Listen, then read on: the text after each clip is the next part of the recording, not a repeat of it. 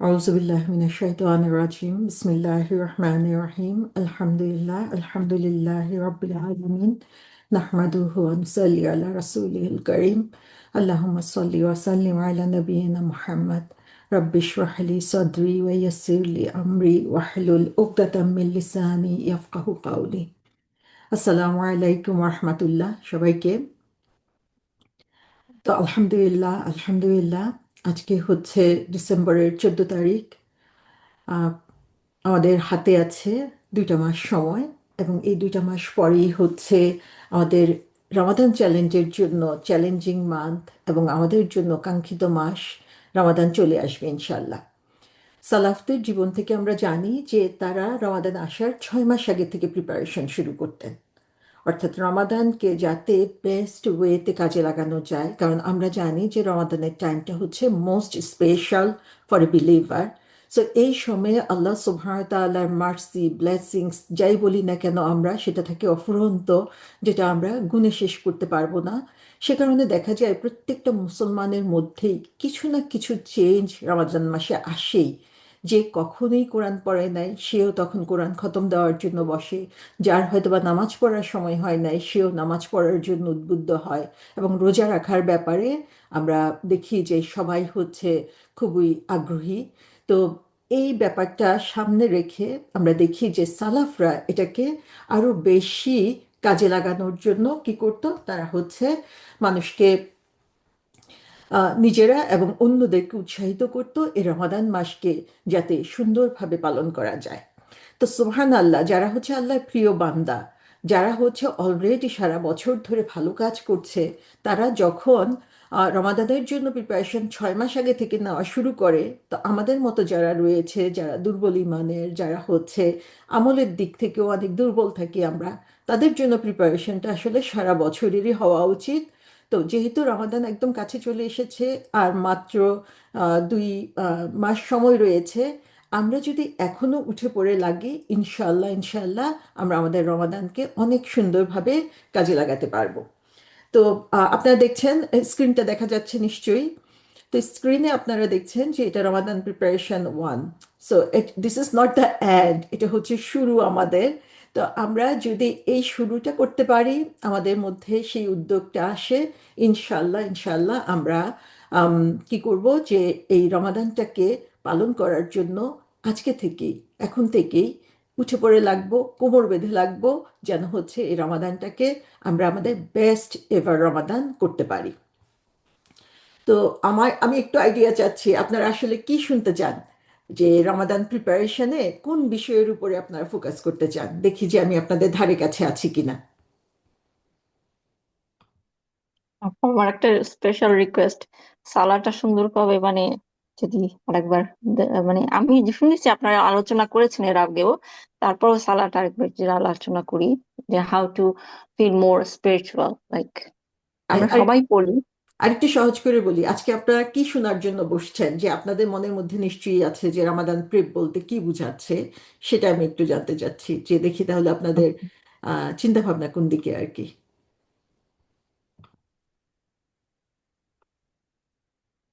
আমি বলবো যে সারা দিনটা, এক একটা দিন যে আসছে বা রামাদানের যে আসছে, এটার জন্য এক একটা দিন, সারা দিন আমি কিভাবে রামাদানটাকে চিন্তা করে এই দিনটাকে কাটাবো, মানে কোনখানে কোন দোয়াটা বা কোন নামাজটা যেটাই পড়ি না কেন, কোরআনটা যেটাই আমি করব, সারা দিন কিভাবে আমি প্রিপারেশনটা নিব, তাহলে এই প্র্যাকটিসটা যেন আমার সারা বছরই চলতে থাকে।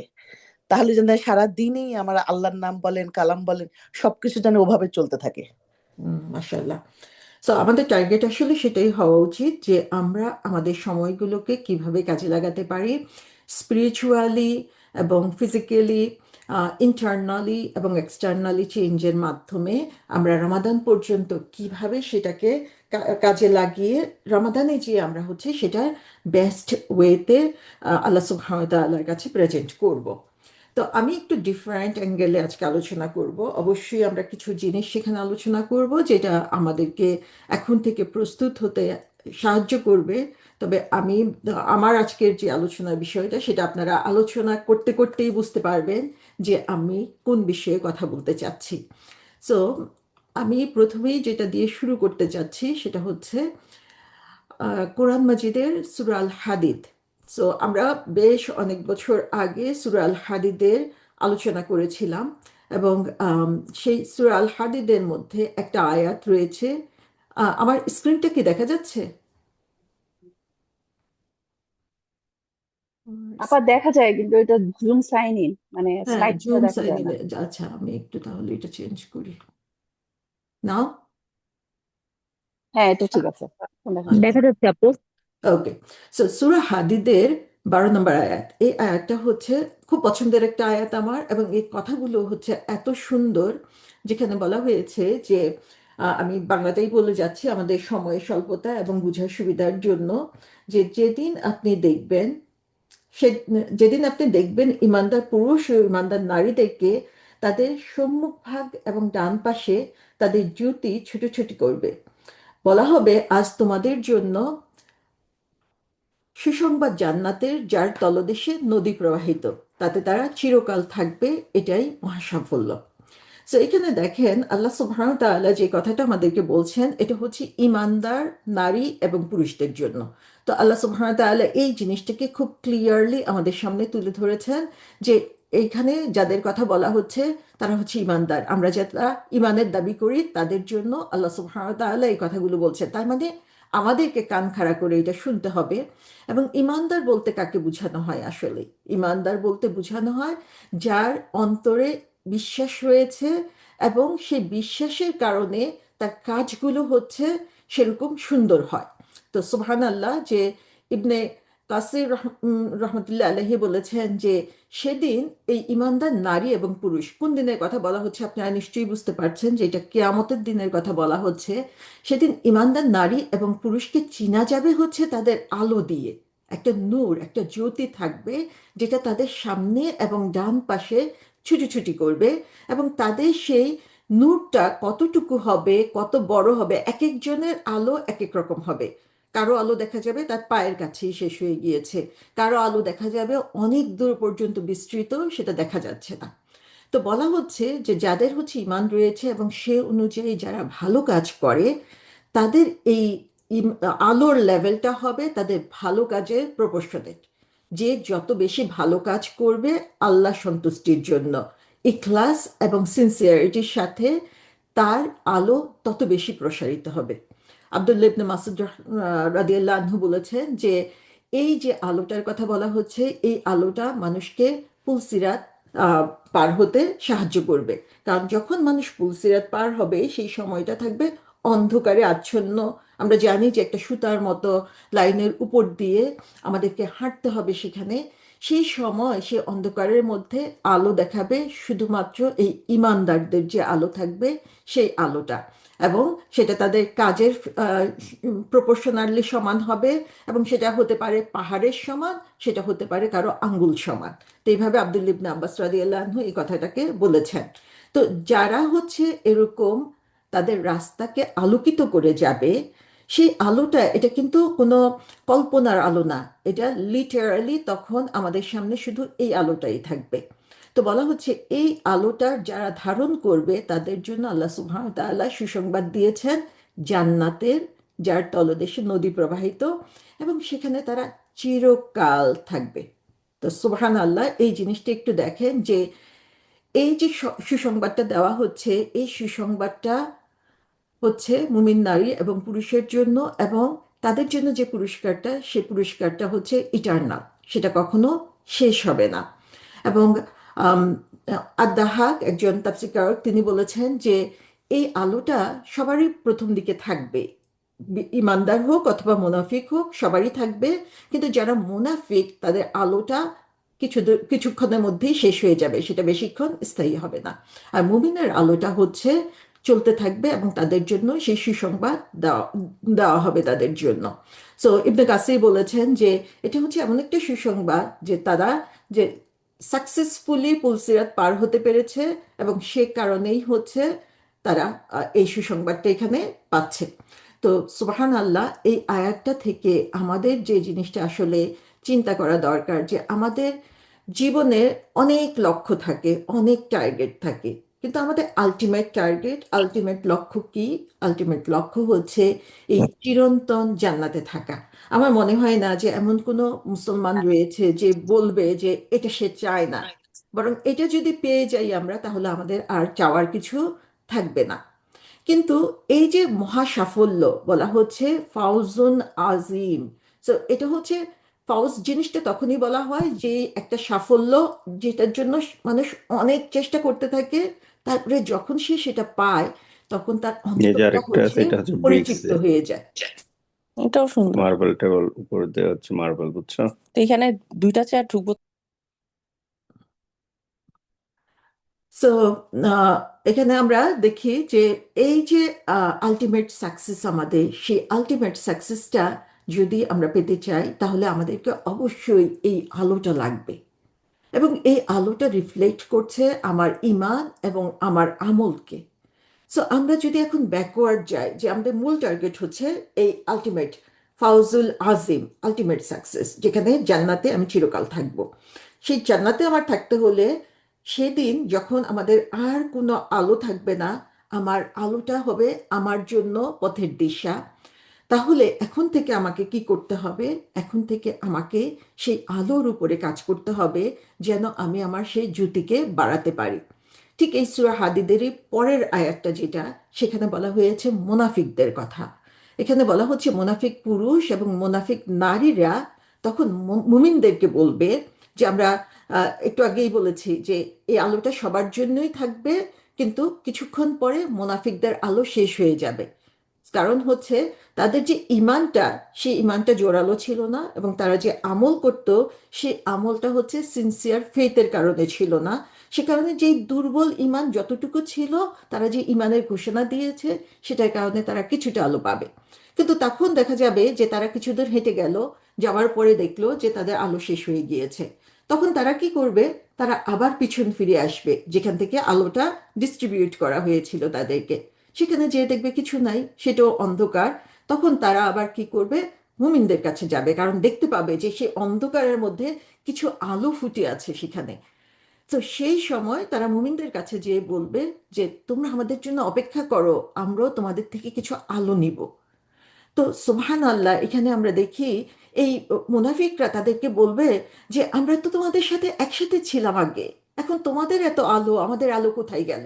যে আমরা তো একসাথে খেয়েছি, একসাথে হেঁটেছি, একসাথে সব কাজ করেছি, কিন্তু আজকে তোমাদের আলো আছে চারদিকে, অথচ আমার আলো শেষ হয়ে গিয়েছে। আমাদেরকে তোমাদের থেকে একটু আলো ধার দাও। সেদিন আমরা কেউ সেই শেয়ারিংটা করব না। দুনিয়ার বুকে আমরা যতই শেয়ার করি, যতই খারাপ কাজে হলেও অন্যদেরকে অন্যদের সাথে এগিয়ে যাই, সেদিন কিন্তু আমরা কেউ আমাদের আলো হারাতে চাইবো না। কারণ এই আলো যদি আমরা হারিয়ে ফেলি, তাহলে আমরা আমাদের টার্গেটে পৌঁছতে পারবো না। তখন তাদেরকে বলা হবে যে তোমরা পিছনে যাও, তোমরা যে আলোর খোঁজ করো এটা তোমাদের নিজেদের রেসপন্সিবিলিটি, যে তোমরা এটা খুঁজে বের করো, কেন তোমরা পাচ্ছ না। এবং যখন তারা এই পর্যায়ে থাকবে, তখন সেখানে একটা ওয়াল দিয়ে দেওয়া হবে। সেই ওয়ালের একদিকে থাকবে আল্লাহর রহমত, আরেকদিকে থাকবে হচ্ছে আযাব। তো সুবহান আল্লাহ, দেখা যাবে মুমিনরা তাদের আলোর কারণে সেই ওয়ালের ভিতরে যে দরজাটা, সেটা দিয়ে পার হয়ে যাবে রহমতের দিকে। আর যারা হচ্ছে মুনাফিক, তারা হচ্ছে সেই আযাবের মধ্যে থেকে যাবে। আল্লাহ সুবহানাহু ওয়া তাআলা আমাদের সবাইকে মাফ করুন। তাহলে আমরা এখানে দেখছি যে এই আলোর পার্থক্যটা কোথায়। আলোর পার্থক্যটা হচ্ছে আমাদের সিনসিয়ার ফেথ এবং আমাদের আমলের মধ্যে। তো আমাদের যদি ফেথ না থাকে, আমাদের যদি আমল না থাকে, তাহলে আমাদেরকে মুনাফিকদের থেকে ডিস্টিংগুইশ কিভাবে করবেন? কিভাবে আমরা তাদের সাথে আমাদের পার্থক্যটা দেখতে পাবো? এবং এই জিনিসটা আমরা দেখি আরো ক্লিয়ার হয়ে যায় যখন আমরা সূরা নূর পড়ি। সূরা নূরের 40 নম্বর আয়াতে আল্লাহ বলছেন, ঠিক এর আগের আয়াতে আল্লাহ বলছেন যে মানুষের আমলগুলো হচ্ছে এরকম, যেটা কাফেরদের। ওয়াহিদা একটু খেয়াল রেখো, মিউট করে দিও। হ্যাঁ, দিচ্ছি আপা।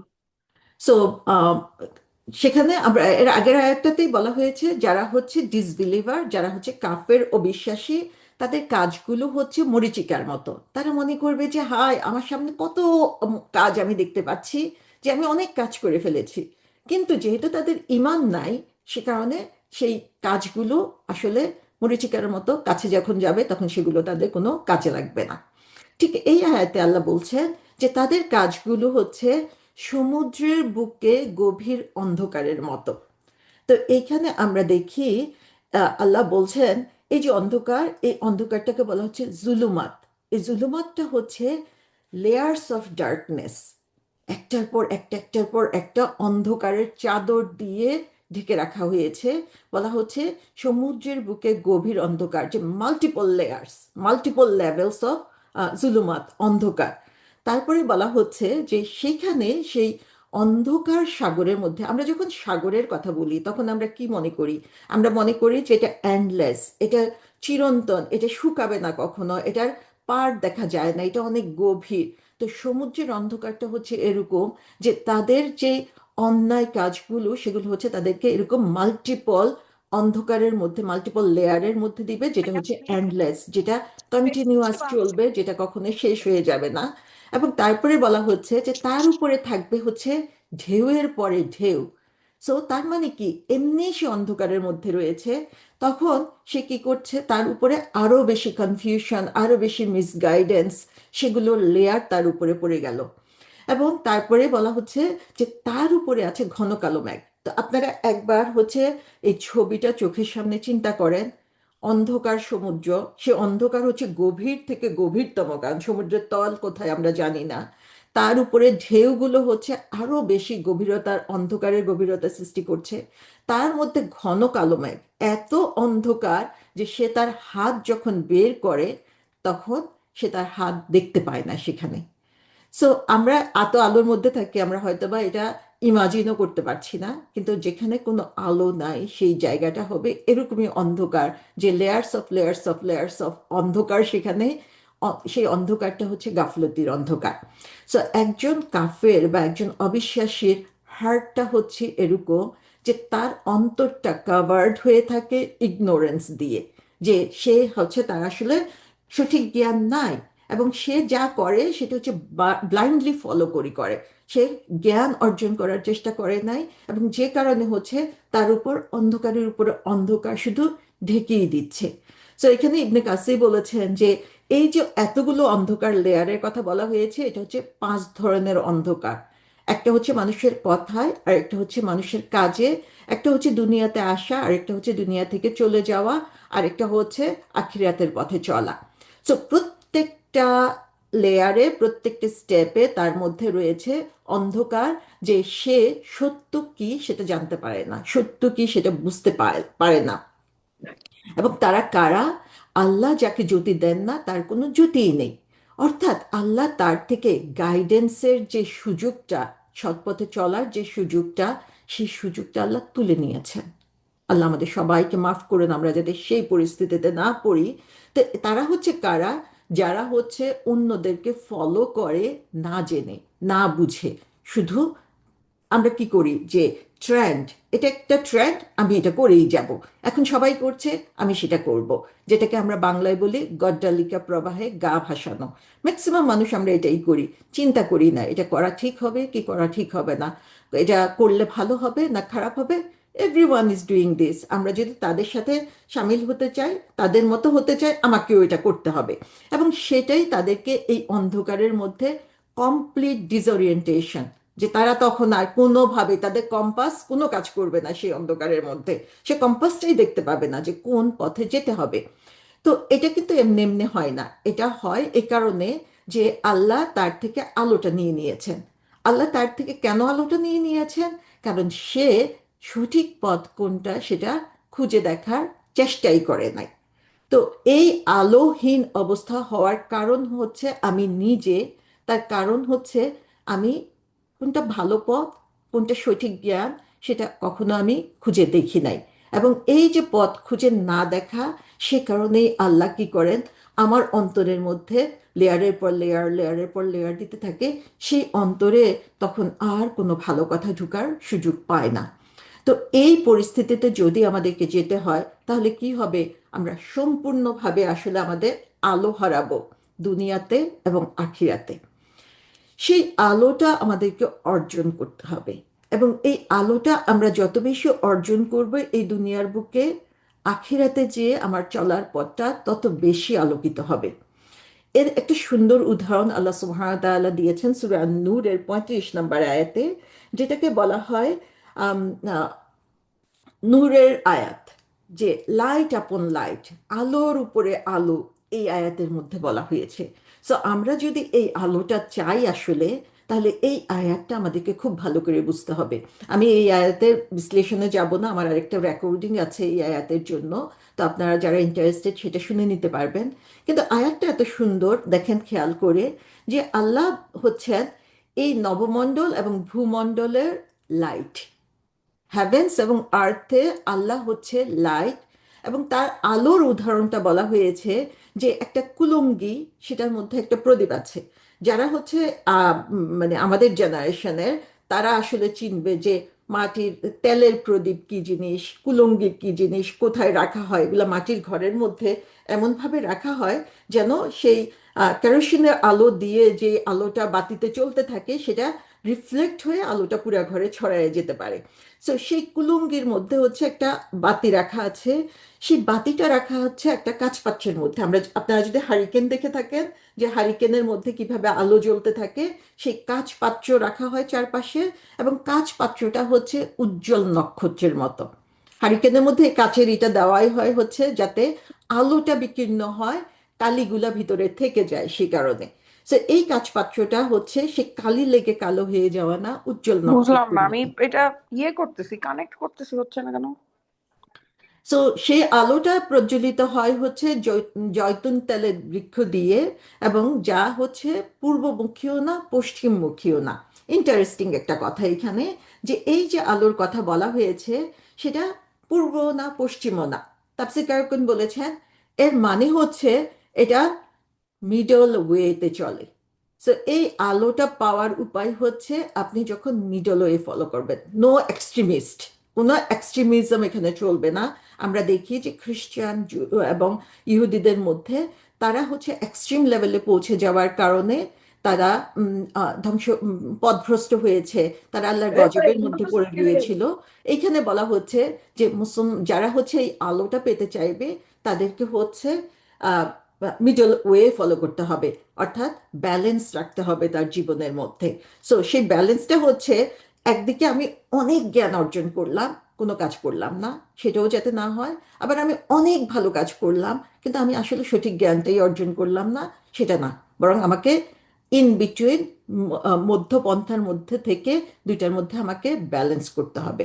তো বলা হয়েছে যে এই যে আলোর কথা বলা হয়েছে, আল্লাহ সুবহানাহু ওয়া তাআলা নিজে হচ্ছেন আলো। মানুষের হার্ট, মানুষের অন্তর হচ্ছে আরেকটা আলো। সো নূরুন আলা নূর, যে এই একটা আলো আরেকটা আলোর উপরে পড়ছে। এই আলোটাকে বিকশিত করার জন্য আল্লাহ সুবহানাহু ওয়া তাআলা বলছেন এখানে যে আল্লাহ যাকে ইচ্ছা পথ দেখান তার জ্যোতির দিকে। তো এই যে পথ দেখানো, এই পথ দেখানোটা হচ্ছে কোরআন, আল্লাহর পক্ষ থেকে যে রিভিলেশন এসেছে। তো আল্লাহর পক্ষ থেকে একটা আলো আসছে, সেটা আমাদের অন্তরের মধ্যে প্রবেশ করে।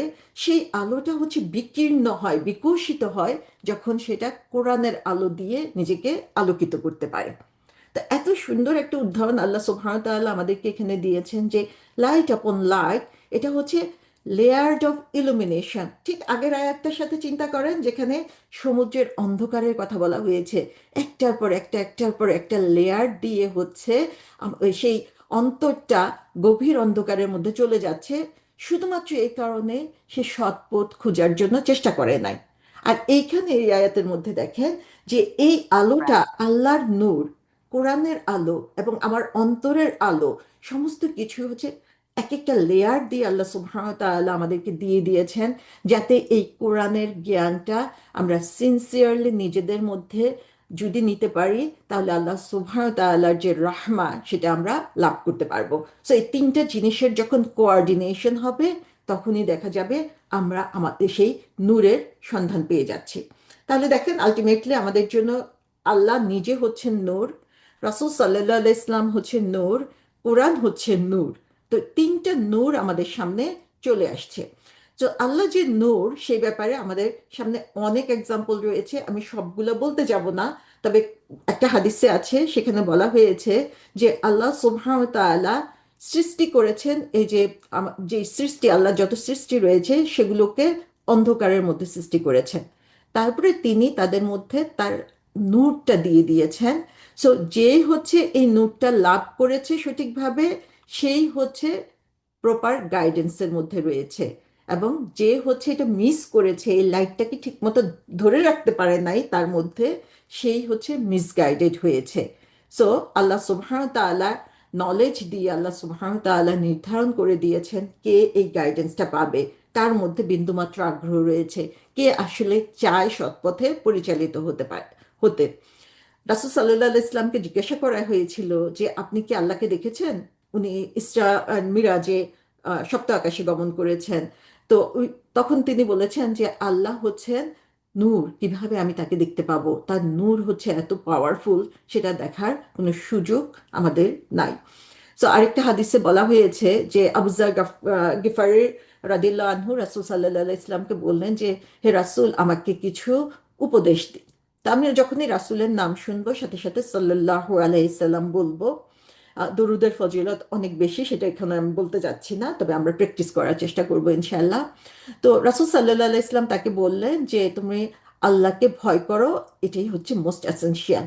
যে এই কাজটা যে করবে, আল্লাহকে ভয় করে প্রতিটা মুহূর্ত চালাতে পারবে, দে আর সাকসেসফুল, তাদের আর কোনো কিছু দরকার নাই। তখন তিনি বললেন যে আপনি আমাকে আরো কিছু অ্যাডভাইস করেন। তখন তিনি বললেন যে তুমি বেশি বেশি করে তেলাওয়াত করো, জিকির করো, তাহলে তুমি দুনিয়া এবং আসমানের আলো লাভ করবে। তো এখানে আমরা দেখি যে এই যে আলোটা লাভ করার উপায় রাসূল সাল্লাল্লাহু আলাইহি সাল্লাম বলে দিয়েছেন। এবং সেখানে আমরা দেখতে পাচ্ছি যে এই আলোটা ডিরেক্টলি আসছে হচ্ছে আল্লাহ সুবহানাহু ওয়া তাআলার কাছ থেকে। তারপরে আমরা দেখি রাসূল সাল্লাল্লাহু আলাইহি সাল্লাম নিজে হচ্ছেন নূর। তো এই ব্যাপারে আমরা রাসূল সাল্লাল্লাহু আলাইহি ইসলাম আলো দিয়ে তৈরি সেটা আমরা বলছি না, তার মধ্য থেকেই ফিজিক্যালি এবং স্পিরিচুয়ালি নূর বের হতো।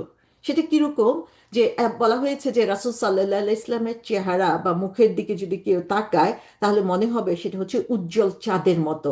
একদম ফুল মুন যখন থাকে তখন চাঁদটা যত পরিষ্কার সুন্দর দেখা যায়, রাসূল সাল্লাল্লাহু আলাইহি ইসলামের চেহারা হচ্ছে এরকম সুন্দর।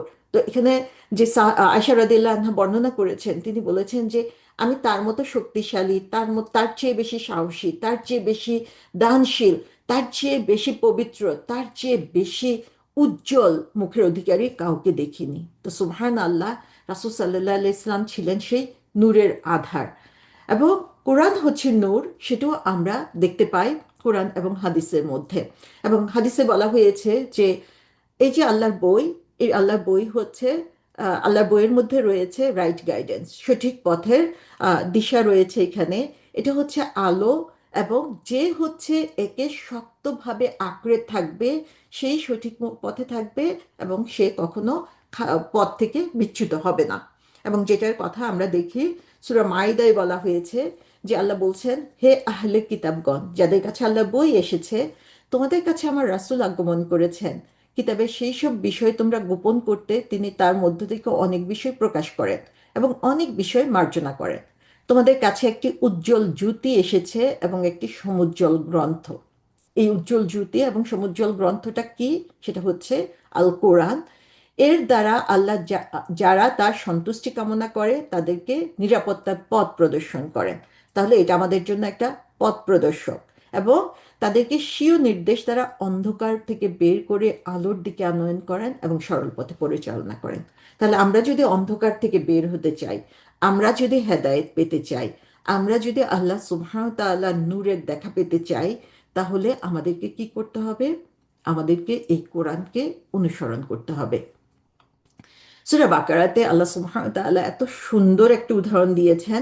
এই উদাহরণটা যদি বিস্তারিত বোঝা যায় তাহলে বোঝা যায় যে আল্লাহ সুবহানাহু ওয়া তাআলা কত ভাবে আমাদেরকে আসলে বুঝাচ্ছেন এখানে, যে কিভাবে আমরা এই গাইডেন্সের মধ্যে থাকতে পারি, কিভাবে আমরা এই আলোটা পেতে পারি। এখানে মুনাফিকদের কথা বলা হয়েছে যে তাদের অবস্থা হচ্ছে সেই ব্যক্তির মতো যে লোক কোথাও আগুন জ্বালালো এবং তখন তার চারদিকে সমস্ত কিছু স্পষ্ট হলো। কোথাও যখন রাতের বেলা আগুন জ্বালানো হলো এবং আগুনের চারপাশে যা থাকে সেই জায়গাটা হলো ক্লিয়ার হয়ে যায়, আমরা সবকিছু দেখতে পাই।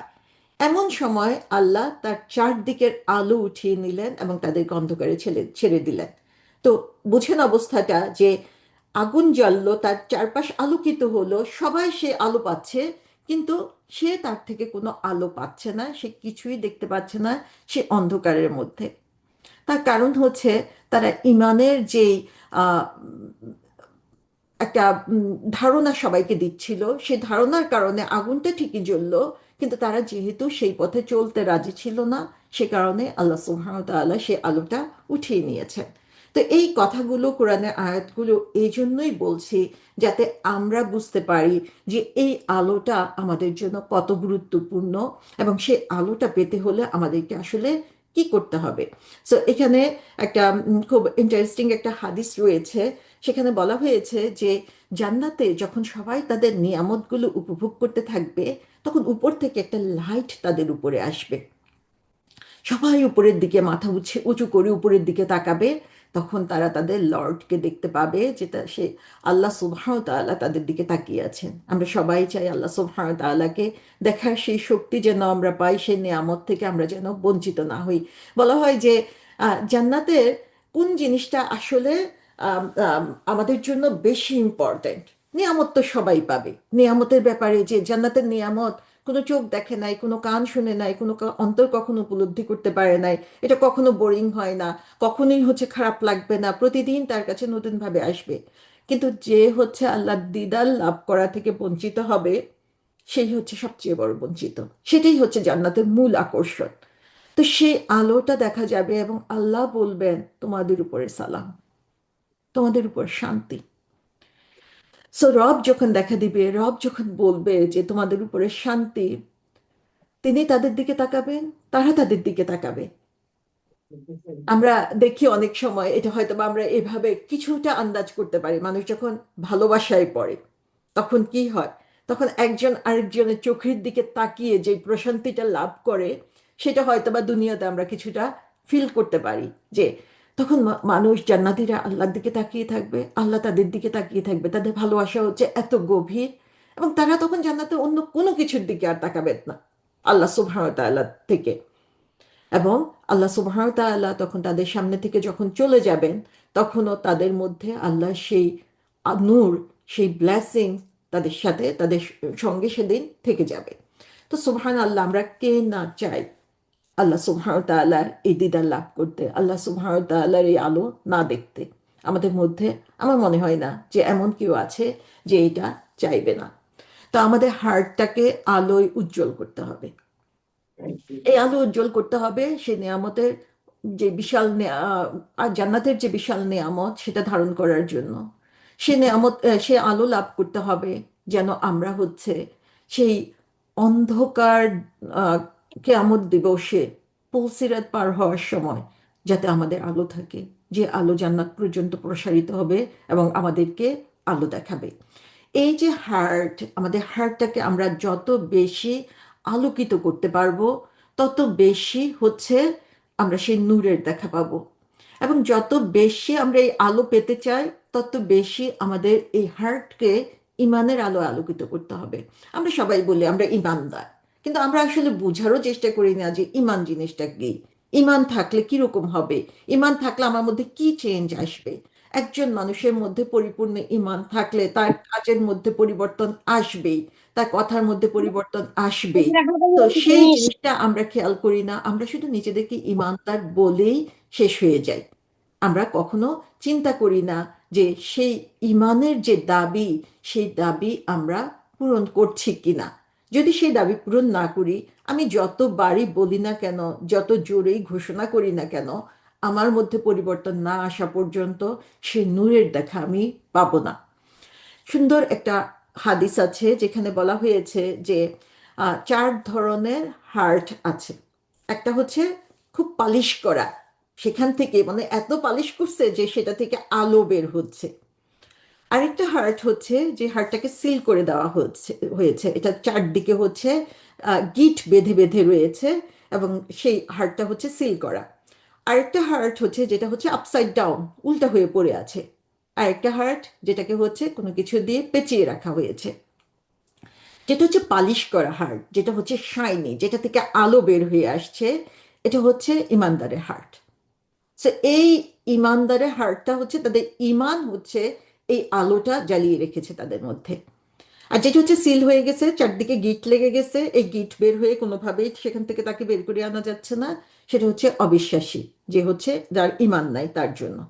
যেটা আপসাইড ডাউন, উল্টা হয়ে আছে, এটা হচ্ছে হিপোক্রেট, মোনাফিক। তার নলেজ আছে কিন্তু সে সে অনুযায়ী কাজ করে না।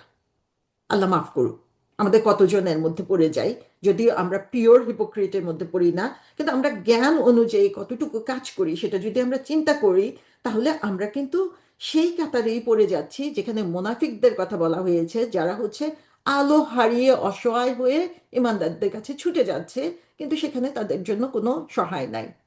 আর যেই হাড়টাকে হচ্ছে ঘেরাও করে রাখা হয়েছে, কোনো কিছু দিয়ে পেঁচিয়ে রাখা হয়েছে, মুড়ে রাখা হয়েছে, এটা হচ্ছে ইমানও আছে, মুনাফিকিও আছে।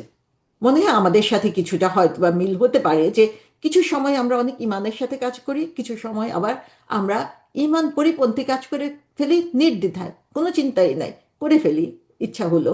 কিন্তু এই চার ধরনের হার্টের কথা বলা হয়েছে। সো বলা হচ্ছে যে ইমানের যে এক্সাম্পলটা দেওয়া হয়েছে, সেই এক্সাম্পলটা হচ্ছে আম, এমন একটা শস্য, যে শস্যটাকে হচ্ছে পিওর ওয়াটার দিয়ে রাখা হয়। আর যেটা মুনাফিকদের অন্তরের কথা বলা হয়েছে, সেটা হচ্ছে একটা আলসার, একটা ক্ষতর মতো, যেখান থেকে পুজ আর ব্লাড বের হয়ে আসে।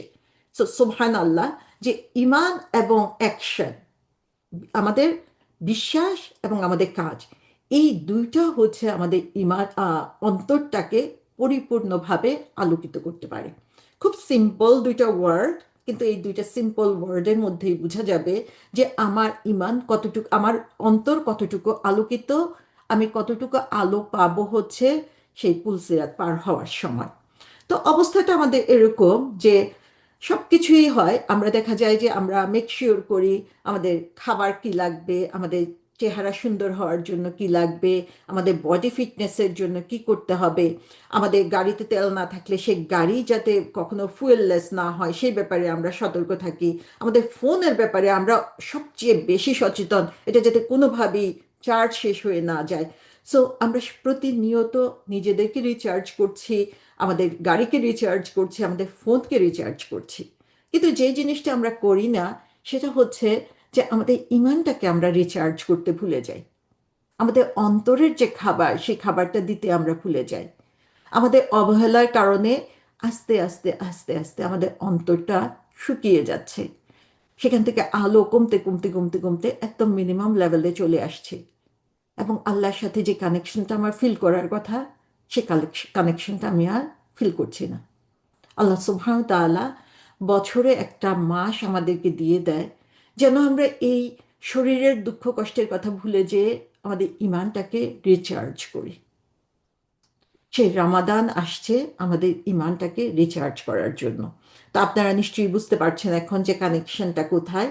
এই রমাদান মাসে আমরা যত বেশি নিজেদেরকে রিচার্জ করতে পারবো, আমাদের ইমানকে বাড়িয়ে তুলতে পারবো, তত বেশি আমাদের মধ্য থেকে অন্ধকার দূর হয়ে যাবে, তত বেশি আমরা ইবাদতে আনন্দ পাবো, তত বেশি আমরা আলোর অধিকারী হব।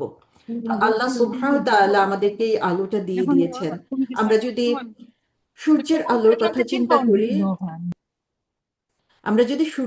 কথা চিন্তা করি, তাহলে দেখব যে একটা জায়গায় আমি যদি বসে থাকি, যে রাতের অন্ধকারে দেখা যাবে কিছু নাই চারপাশে, তারপরে আমার গা ছমছম করবে, অজানা একটা ভয় আমার মধ্যে থাকবে, মনে হবে কোথা থেকে কে চলে আসলো, কোনো জিনিস আমাকে অ্যাটাক করলো কিনা। সেই জায়গাটাই আমি বসে থাকলাম, সূর্য আস্তে আস্তে উদয় হচ্ছে, একটু একটু করে দুনিয়াটা আলোকিত হচ্ছে, আপনার মনে হবে যে আপনার সারাউন্ডিং পুরা চেঞ্জ হয়ে গিয়েছে, আপনার সেই ভয়টা আর নাই। আপনার মনে হবে আপনি নতুন ভাবে জেগে উঠেছেন, নতুন একটা দিন শুরু হলো আপনার জন্য। আমাদের ইমান যখন একদম অন্ধকারের মধ্যে থাকে, তখন সবকিছুতেই আমাদের এরকম ভয় থাকে, কোথাও আমরা আলোর দেখা পাই না। কিন্তু যখন আমি আমার ইমানটাকে একটু একটু একটু একটু করে চার্জ করতে থাকবো, তখনই দেখা যাবে যে আমার এই স্পিরিচুয়াল যে লাইট, সেটা আমাকে আলোকিত করছে। আর এই লাইটটা হচ্ছে এমন, যে এই লাইটটা যখন বাড়তে থাকে, তখন আমি নিজে শুধু আলোকিত হব না, আমার আশেপাশে যা আছে সবকিছু আলোকিত হবে, সবাই আলোকিত হবে।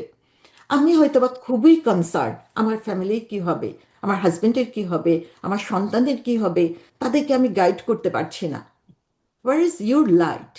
কোথায় আমাদের সেই আলো, যে আলোটা আমাকে আলোকিত করবে, আমার চারপাশকে আলোকিত করবে? কোথায় সেটা? আমাদেরকে এখন সেই আলোটা খুঁজতে হবে।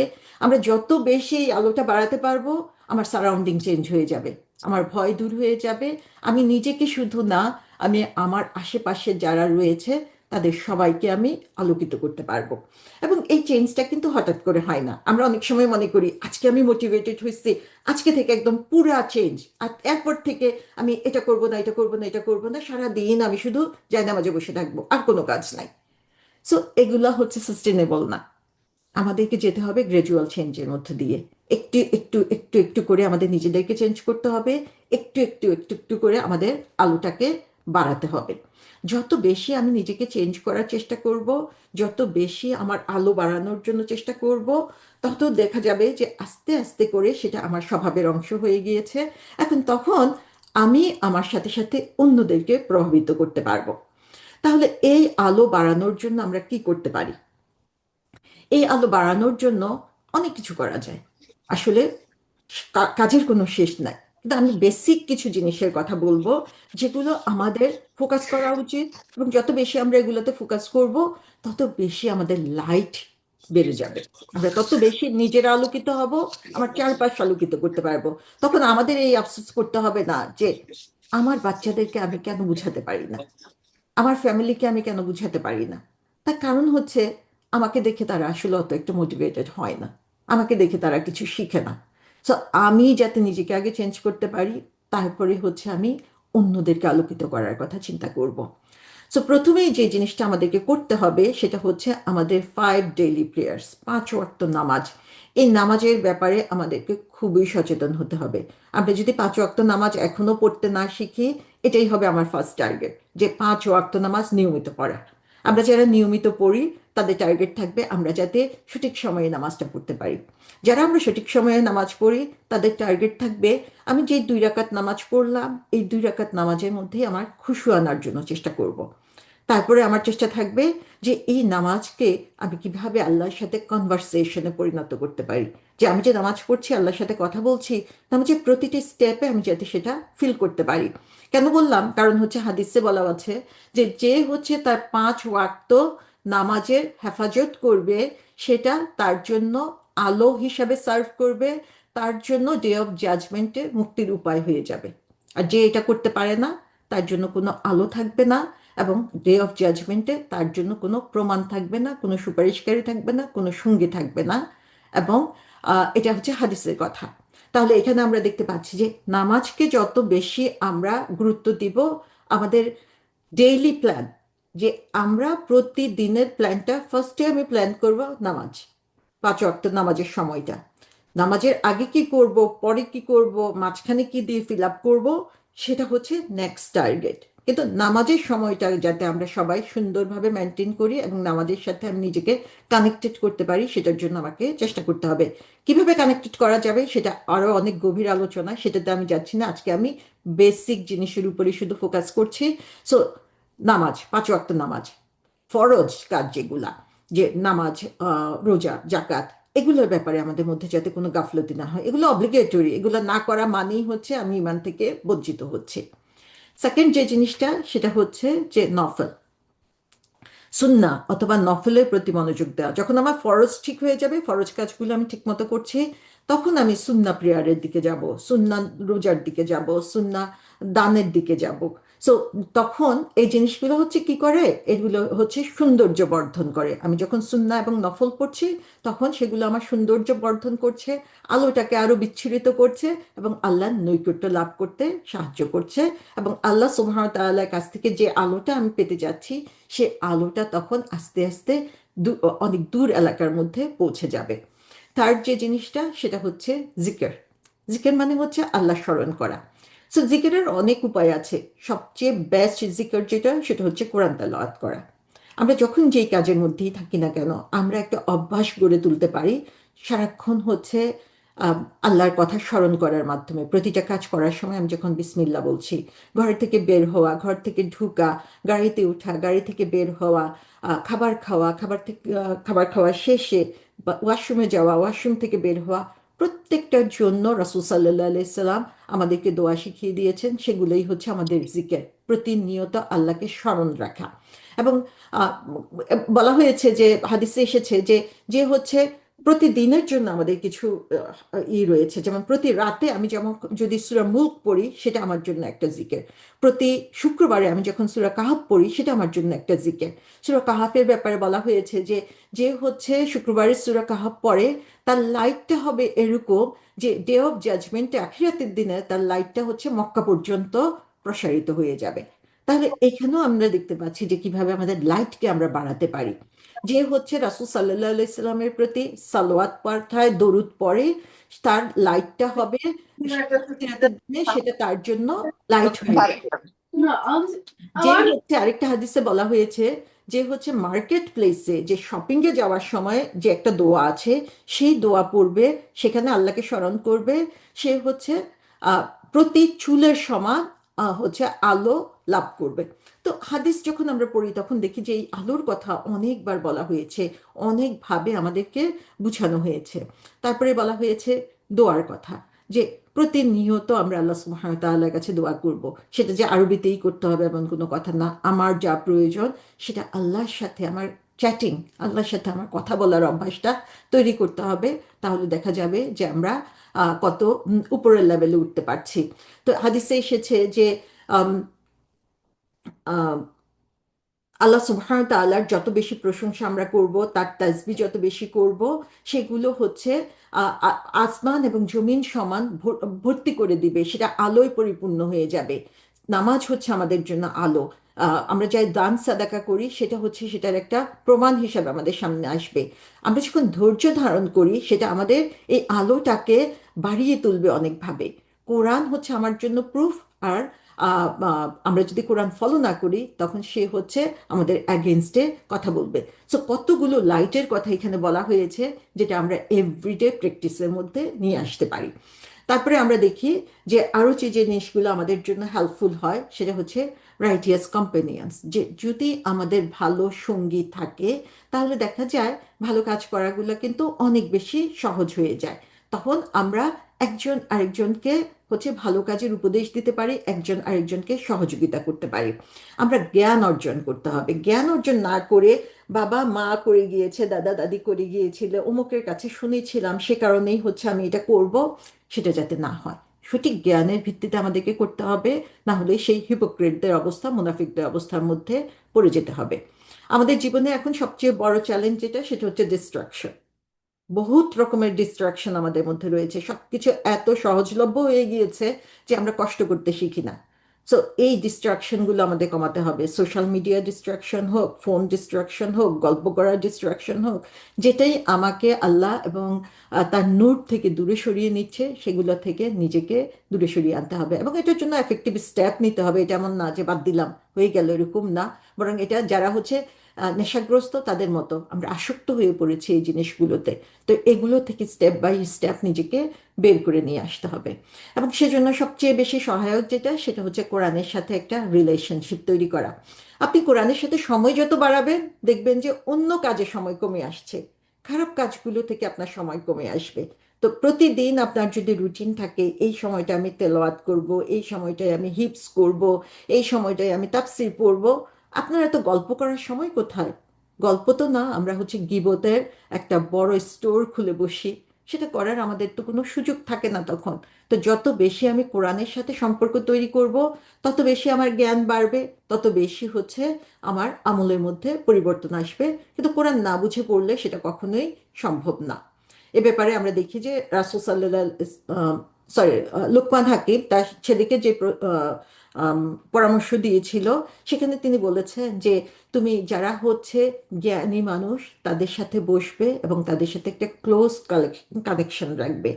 আল্লাহ তার হার্টকে হচ্ছে জীবন দান করে এবং তার হার্টকে হচ্ছে যে প্রজ্ঞা, উইজডম, হিকমা সেটা তিনি দান করেন, এবং মৃত অবস্থা থেকে তাকে যেন জীবিত করে নিয়ে আসেন, যেমনভাবে বৃষ্টি এসে মৃত মাটিকে জীবিত করে। তো জ্ঞানী মানুষের সংস্পর্শ আসলেই হচ্ছে খুবই খুবই গুরুত্বপূর্ণ আমাদের, কারণ তাহলে এই প্রত্যেকটা ভালো কাজের ব্যাপারে আমাদের আগ্রহ বাড়বে, প্রত্যেকটা ভালো কাজে হচ্ছে আমরা এগিয়ে যেতে পারবো, কারণ একজন আরেকজনকে তখন আমরা সাহায্য করতে পারবো। তো এই ব্যাপারে আমার কাছে যেটা মনে হয় যে আমাদের সবচেয়ে বড় দুর্বলতা যেটা, সেটা হচ্ছে ফোমো। ফোমো কথাটার সাথে আপনারা কি পরিচিত? জানেন এটাতে কি বোঝায়?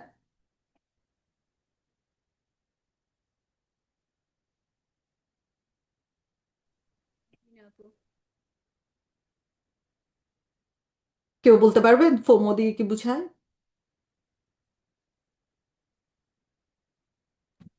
জানি না আপা, ভাবি। ওকে, এটা হচ্ছে Fear FOMO. of missing out. Yes. So এটা হচ্ছে fear of missing out. Okay. So fear of missing out জিনিসটা হচ্ছে এরকম যে আমি কোথাও গেলাম না, তিনজন এক জায়গায় হবে, আমার তখন চিন্তা হতে থাকে, "ইস, আমি গেলাম না, তারা জানি কি মজা করে ফেললো, আল্লাহ তারা জানি কি এনজয় করে ফেললো।" এই হলো মানে সারাক্ষণ একটা আহ, ভয় অথবা একটা ফিলিংস কাজ করে সেখানে। তো এটা আমি আসলে সেই মিসিং আউটকে বুঝাই নাই, আমি বুঝিয়েছি এখানে একটা ফিলিং, যে ফিলিংটা হচ্ছে মিসিং অপরচুনিটিস।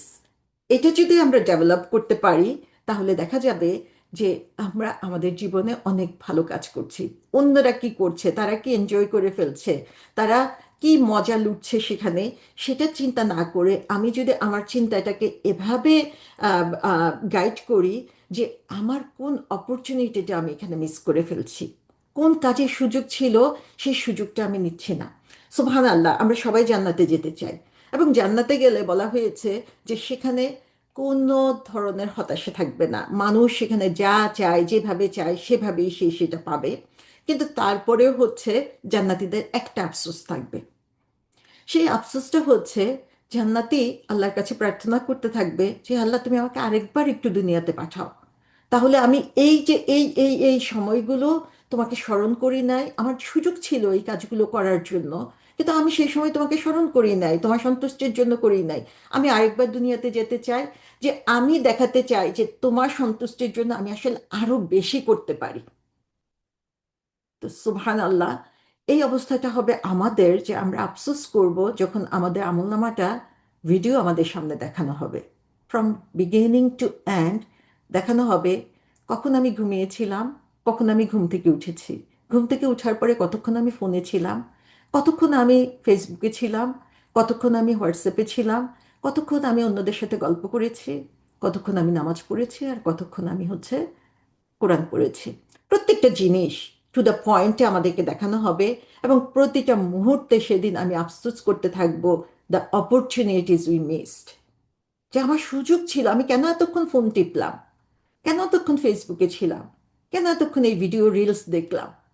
তখন দেখা যাবে এই চিন্তাটা আমাদেরকে আরো বেশি হতাশাগ্রস্ত করে ফেলবে। তো এই অপরচুনিটি মিস করার এই আফসোসটা আমরা যাতে এখনই করি, এখনই যাতে আমরা নিজেদেরকে সতর্ক করতে পারি। এবং সেটার জন্য কি করতে হবে? আমাদের জীবনে পরিবর্তন আনতে হবে, আমাদেরকে নিজেদেরকে চেঞ্জ করতে হবে। এই চেঞ্জটা স্লোলি বাট কনসিস্টেন্টলি। রাসূল সাল্লাল্লাহু আলাইহি ইসলাম আমাদেরকে বলেছেন যে তোমরা ভালো কাজ আল্লাহর কাছে সবচেয়ে পছন্দ, আমরা সবসময় চিন্তা করি যে সবচেয়ে কোনটা বেশি আল্লাহর কাছে পছন্দ হবে। আমাদেরকে বলে দেওয়া হয়েছে সবচেয়ে পছন্দের, সবচেয়ে বেস্ট কাজ হচ্ছে অল্প অল্প করো, কিন্তু রেগুলারলি করো। Slowly but consistently we have to transform ourself. আমরা এখন যে অবস্থায় আছি, আমরা নিজেরাই চিন্তা করব আমাদের আলো কত দূর যাবে। আমাদের যখনই আমরা সুযোগ পাচ্ছি একটা ভালো কাজ করার জন্য, অপেক্ষা করব না আমরা, ভালো কাজটা যত তাড়াতাড়ি করা যায় সেটার জন্য চেষ্টা করব। মাথায় একটা ভালো কাজ করার চিন্তা আসছে, সেটা যত শীঘ্র করা সম্ভব সেটা করে ফেলবো। সাদাকা করতে চাচ্ছি, সেটা রমাদান মাস পর্যন্ত ওয়েট না করে যখনই মনে হবে তখনই করার জন্য চেষ্টা করব। যে কোনো ভালো কাজ অ্যাট ইউর আর্লিয়েস্ট কনভেনিয়েন্স, যখনই আমাদের আর্লিয়েস্ট সুযোগটা পাবো তখনই করব। তার কারণ কি জানেন? তার কারণ হচ্ছে এটা আমাদেরকে পার্থক্য তৈরি করবে হচ্ছে মুনাফিকদের থেকে। মুনাফিকদের এক্সাম্পল কি? মুনাফিকদের এক্সাম্পল হচ্ছে তারা ভালো কাজ করেছে, যে তারা কিন্তু ভালো কাজ যে করে নাই সেটা না, তারা নামাজ পড়ে নাই সেটা কিন্তু না, করেছে অলসতার সাথে, করেছে একদম লাস্ট মোমেন্টে। তারা যখন নামাজ পড়তে আসে, নামাজের শেষ সময়ে এসে মনে হয় যেন মুরগির মতো ঠুকর দিয়ে উঠে গেল। সো হিপোক্রেট মুনাফিকদের কাজ হচ্ছে দে উইল অলওয়েজ ডিলে। আর আমাদের কাজ হচ্ছে আমরা যখনই সুযোগ পাবো তখনই সেই কাজটা করে ফেলবো। তাহলেই দেখা যাবে সেই মুনাফিকদের থেকে আমরা আমাদের পার্থক্য করতে পারবো, সেই আলোটা আমরা বাড়িয়ে নিতে পারবো। তাহলে সেগুলোর জন্য আমাকে বিভিন্ন এরিয়াতে কাজ করতে হবে। একটা হচ্ছে আমার নিজের মধ্যে চেঞ্জ আনতে হবে, এবং নিজের মধ্যে চেঞ্জ আনার ব্যাপারে আমি যেহেতু এখন সচেতন, আমি সেটা করতে পারি। এবং সেই চেঞ্জটা আনতে হবে শুধুমাত্র আমি কত ঘন্টা কোরআন পড়ি সেটা না, আমার আচরণ কেমন, আমার কথা কেমন, আমার অন্যদের সাথে মুআমালাত কেমন, সেটার ব্যাপারে আমাকে সচেতন হতে হবে। এবং সেটা চেঞ্জ আমার চরিত্রের মধ্যে চেঞ্জ আনতে হবে। এটা হচ্ছে প্রথম জিনিস। রমাদান মাস আসবে, বলা হয়েছে যে রমাদান মাস আসলো কিন্তু যে মিথ্যা কথা এবং মিথ্যা কাজ ছাড়লো না, তার রোজা আল্লাহর কাছে কবুল হয় না। তাহলে এখন থেকে আমরা একদিনে কিন্তু নিজেকে ট্রান্সফর্ম করতে পারবো না, একদিনে চেঞ্জ করতে পারবো না, একদিনে মিথ্যা কথা বলার অভ্যাস যাবে না, একদিনে গালি দেওয়ার অভ্যাস যাবে না, একদিনে খারাপ কথা বলার অভ্যাস যাবে না। সো আস্তে আস্তে আমাকে এখন হচ্ছে আমাকে একটা লিস্ট করে নিতে হবে। This is my list. এই চেঞ্জগুলো আমাকে করতে হবে। আমি নিজের থেকে বলতে পারি যে আমার নিজের সমস্যা যে রেগে যাওয়া। সো এই রেগে যাওয়া থেকে দেখা যাবে যে আমি অনেক কিছু করে ফেলছি ভুল। সো এই আমি আর রাখবো না। এইভাবে হচ্ছে এক একটা আমি লিস্ট করে ফেলবো কি কি জিনিস আমি আমার মধ্যে পরিবর্তন আনতে চাই। আজকে থেকে আমি সেটার উপরে কাজ শুরু করব। রমাদান আসলে দেখা যাবে আলহামদুলিল্লাহ আমরা অনেক দূরে গিয়ে গিয়েছি। এটা হচ্ছে নিজের ব্যাপারে। আমরা যখন কোরআন পড়ব, আমরা যখন হাদিস পড়ব, প্রত্যেকটা কাজে দেখব যে প্রত্যেকটা কাজ একা করার কথা বলা হয় নাই, একা খুব কম কাজের কথা বলা হয়েছে। ম্যাক্সিমাম কাজ হচ্ছে we have to group in a group, we have to care about community. এইবার রমাদানে আমরা যে সূরাটা পড়বো সেটা হচ্ছে সূরা ইয়াসিন। সূরা ইয়াসিন সাধারণত আমাদের কাছে কেন পরিচিত? আমাদের কাছে এটা পরিচিত কারণ হচ্ছে মানুষ মারা যাওয়ার সময় আমরা সূরা ইয়াসিন পড়ি।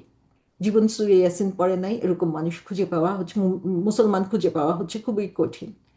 সূরা ইয়াসিন আমরা যখন পড়ব তখন দেখব যে আল্লাহর কাছে সবচেয়ে বেশি পছন্দ যে জিনিসটা, যে জিনিসটাকে আল্লাহ সুবহানাহু ওয়া তাআলা ফোকাস করেছেন, সেটা হচ্ছে care about your community, love your community. তোমার আশেপাশে যারা আছে তাদের পরিবর্তন আনার জন্য চেষ্টা করো। এটা হচ্ছে আল্লাহ সুবহানাহু ওয়া তাআলার কথা। অথচ জীবনে কতবার আমরা সূরা ইয়াসিন পড়ে গিয়েছি, জীবনে জানতামও না যে সেখানে এই কথাগুলো বলা হয়েছে। সো কমিউনিটিতে এঙ্গেজ হওয়া, কমিউনিটিকে ভালোর দিকে নিয়ে যাওয়া, যেই যেই লেভেলে পারি আমরা, যত বেশি আমরা এই কেয়ার শো করব তত বেশি আল্লাহ সুবহানাহু ওয়া তাআলার কেয়ার আমাদের প্রতি আসবে। আমরা নিজেদেরকে নিয়ে অনেক বেশি সচেতন হয়ে যাই, নামাজ পড়বো, জিকির করব, কোরআন পড়বো, কিন্তু আমার ফ্যামিলি লাইফ কোথায়? আমার ফ্যামিলির প্রতি আমার যে দায়িত্ব রয়েছে সেই দায়িত্বের কথা আমি পুরোপুরি ভুলে যাই। আল্লাহকে কাছে আমাকে সেটার ব্যাপারেও জবাব দিতে হবে। সো নিজেকে গড়ার সাথে সাথে আমার ফ্যামিলিকে গড়ার জন্য চেষ্টা করতে হবে। তাদেরকে ছেড়ে আমি কোথাও যেতে পারছি না। এবং আমার কমিউনিটির ব্যাপারে আমাকে সচেতন হতে হবে। তার সাথে সাথে আমার কেরিয়ার, সে কেরিয়ারে, আমার জবে, আমার প্রফেশনে আমি কিভাবে নিজেকে উপস্থাপন করছি, আমার অফিসে আমাকে কিভাবে চিনে। আমি রোজা রাখছি রমাদান মাসে, পানি খেয়ে সারাদিন পানি না খেয়ে থাকো, এটা হচ্ছে তাদের চিন্তার ব্যাপার। তারা রোজা রাখা অবস্থায় আমার মধ্যে তো কোনো চেঞ্জ দেখে না। রোজা রাখা অবস্থায় আমি তাদের সাথে আরো বেশি ক্রিটিক্যাল হয়ে যাই, আরো বেশি রাগারাগি করি, টাইম মতো অফিসে যাই না, সময় মতো ব্রেক টাইমে ব্রেক নেই না, যে কোনো সময় আমি নামাজ পড়ার জন্য চলে যাচ্ছি। সো এই এথিক্যাল প্র্যাকটিসগুলো আমাকে ঠিক করতে হবে, যে আমার কাজের ক্ষেত্রেও যাতে এই পরিবর্তনটা দেখা যায়। সো জীবনের প্রতিটা সেক্টরে আমি যদি লিস্ট করে ফেলি আমার দুর্বলতাগুলো কোথায় রয়েছে, আমি কোথায় ইমপ্রুভ করতে পারি, এবং প্রতিটা ক্ষেত্রে আমি ইমপ্রুভ করার জন্য চেষ্টা করি, তাহলে সেই নূর পাওয়ার ব্যাপারে আমাকে আসলে চিন্তা করতে হবে না। রাসূল সাল্লাল্লাহু আলাইহি সাল্লাম একটা দোয়া করতেন প্রায়ই, যখন লাস্ট থার্ড অফ নাইটে নামাজ পড়ে তিনি যখন মসজিদের দিকে যেতেন, তখন তিনি এই দোয়াটা করতেন। এবং দোয়াটা এত সুন্দর, সুবহান আল্লাহ, আমি এরপরে আরবিটা শেয়ার করব। এটা অর্থটা হচ্ছে, বলা হচ্ছে, হে আল্লাহ, তুমি আমার অন্তরে আলো দাও, তুমি আমার জিহ্বায় আলো দাও, তুমি আমার কানে আলো দাও, তুমি আমার চোখে আলো দাও, আমার উপরে আলো দাও, আমার নিচে আলো দাও, তুমি আমার রাইট সাইডে আলো দাও, তুমি আমার লেফট সাইডে আলো দাও, তুমি আমার সামনে আলো দাও, তুমি আমার পিছনে আলো দাও, আমার অন্তরকে তুমি আলোর মধ্যে রাখো, তুমি আমার আলোকে বাড়িয়ে দাও, উজ্জ্বল করে দাও, আমাকে এই আলোর জন্য আমার পরিচয় বাড়িয়ে দাও, এবং আমাকেই সে আলো বানিয়ে দাও।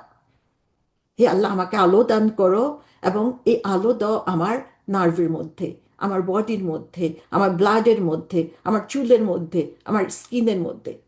হে আল্লাহ, আমার আলো বাড়িয়ে দাও তুমি কবরের মধ্যে, আমার আলো বাড়িয়ে দাও তুমি আমার হাড়ের মধ্যে, তুমি আমার আলো বাড়িয়ে দাও, আমাকে বাড়িয়ে দাও আলোর জন্য, আমাকে বাড়িয়ে দাও আলোর জন্য।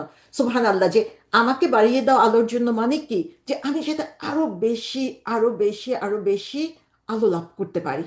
সো সুবহান আল্লাহ, আপনারা দেখেন এই যে দোয়াটা, রাসূল সাল্লাল্লাহু আলাইহি ওয়াসাল্লাম নিজেই ছিলেন আলোকিত, আর তিনি প্রতিনিয়ত এই দোয়াটা করতেন। তার মানে এই আলোটা যে আমাদের জন্য কত গুরুত্বপূর্ণ, সেটা আমরা এখন দেখতে পাচ্ছি যে রাসূল সাল্লাল্লাহু আলাইহি ওয়াসাল্লাম কোন জিনিসটা বাদ দিয়েছেন, শরীরের ভিতরে বাইরে চারিদিকে হচ্ছে তিনি আলোর জন্য আল্লাহর কাছে প্রার্থনা করেছেন, এবং আমাদের দরকার হচ্ছে সেই আলো। এই আলোর ব্যাপারে আমাদেরকে একটা হাদিসে এসেছে, যেখানে বলা হয়েছে যে রাসূল সাল্লাল্লাহু আলাইহি ওয়াসাল্লাম বলেছেন যে আল্লাহর বান্দাদের মধ্যে কিছু ব্যক্তি রয়েছে যারা হচ্ছে নবীও না, শহীদও না, কিন্তু তাদেরকে নবী এবং শহীদদের চেয়েও বেশি ভাগ্যবান মনে করা হয় এবং উঁচু মর্যাদার মনে করা হয়। আপনার কি লোভ লাগছে না এখন জানার জন্য যে তারা কে, কিভাবে আমি তাদের অন্তর্ভুক্ত হতে পারি? সাহাবাদের মধ্যে সেই লোভটা জেগেছিল, তারা জিজ্ঞাসা করেছিল যে হে আল্লাহ রাসূল, আমাদেরকে বলেন তারা কারা। তিনি বললেন যে তারা হচ্ছে সেই লোক যারা হচ্ছে একে অন্যকে ভালোবাসতো আল্লাহর নূরের জন্য। তারা একে অন্যের সাথে সম্পর্কের ছিল না, বরং তারা একে অন্যের সাথে আত্মীয়তার বাঁধনে বাঁধা ছিল না। তাদের মুখগুলো হচ্ছে আলো, এবং তারা যেই চেয়ারে বসে থাকে সেটাও হচ্ছে আলো। তারা কোনো ভয় পাবে না কখনো, এবং তাদের মধ্যে কখনো আফসোস বা হতাশা থাকবে না। তারপরে আল্লাহ সুবহানাহু ওয়া তাআলা, রাসূল সাল্লাল্লাহু আলাইহি ওয়াসাল্লাম হচ্ছে কোরআনের একটা আয়াত পড়লেন, যেখানে বলা হয়েছে যে আহ, যারা হচ্ছে আল্লাহর ফ্রেন্ড, তাদের কোনো ভয় নাই, এবং তারা কখনো হতাশ হবে না। তো সুবহান আল্লাহ, এই কথাটা এই জন্য বলা যে আল্লাহ সুবহানাহু ওয়া তাআলা রমাদান চ্যালেঞ্জের মাধ্যমে এই যে আমাদেরকে একটা সুযোগ দিয়ে দিয়েছেন, কোনো আত্মার সম্পর্ক নাই, আত্মীয়তার বন্ধন নাই, একজন আরেকজনকে আমরা দেখিনি। এই যে কিছুদিন আগে আমাদের এক বোন চলে গেলেন, সৌদা আপু, তার জন্য আমাদের মন কাঁদে কেন? আমরা কয়জন তার সাথে পরিচিত? আমরা কেউই কিন্তু তাকে দেখি নাই। তিনি জীবনের শেষ মুহূর্ত পর্যন্ত, 2 দিন আগেও আমি দেখলাম যে তিনি কোরআনের আহ্বান করে গিয়েছেন মানুষকে। এই যে মানুষগুলো, আমরা যখন একে অপরকে এই আল্লাহর আলোর জন্য ভালোবাসবো, আমরা নবী এবং শহীদদের চেয়েও বেশি সম্মানিত হতে পারবো। আল্লাহ সুবহানাহু ওয়া তাআলা আমাদেরকে সেই অন্ধকার সময়ে, যখন কোনো বন্ধু নাই, বাবা মা ভাই বোন স্বামী স্ত্রী আত্মীয় স্বজন বন্ধু বান্ধব কেউ থাকবে না, সে অন্ধকার সময়ে আমার আলো দিয়ে যখন আমার পথটাকে খুঁজে নিতে হবে, সেই পথটাকে আল্লাহ সুবহানাহু ওয়া তাআলা আমাদের জন্য আলোকিত করে দিন। এই আলোর লোভে আমরা যাতে এখন থেকে নিজেকে পরিবর্তন করতে পারি, আমাদেরকে দেখে মানুষ যাতে বুঝে যে আমার ভিতর থেকে, আমার, আমি নিজেই লাইট, আমার অন্তর থেকে সে আলো বের হয়ে আসছে। যার অন্তর থেকে আলো বের হয়ে আসবে, তার মুখ দিয়ে কখনো খারাপ কথা বের হতে পারে না, সে কখনো অন্যকে কষ্ট দিতে পারে না, সে আল্লাহর পছন্দনীয় কাজ ছাড়া অন্য কাজের কথা চিন্তাও করতে পারে না। তার মানে এই না যে আমাকে চাকরি বাকরি সমস্ত কিছু ছেড়ে দিয়ে শুধু এই কাজ করতে হবে, বরং সেখানেও আমি প্রমাণ রাখবো আমার নূরের। আমার নূর যাতে শুধু আমার মধ্যে সীমাবদ্ধ না থাকে, আমার নূর যাতে আমার পরিবারে, আমার আত্মীয় স্বজন, আমার কমিউনিটি, আমার ভার্চুয়াল কমিউনিটি, সবার মাঝে এই নূরকে আমরা যাতে ছড়িয়ে দিয়ে সবাই সেদিন এই আলোর ভাগীদার হতে পারি। আল্লাহ সুবহানাহু ওয়া তাআলা আমাদের সবাইকে সেজন্য কবুল করে নিন।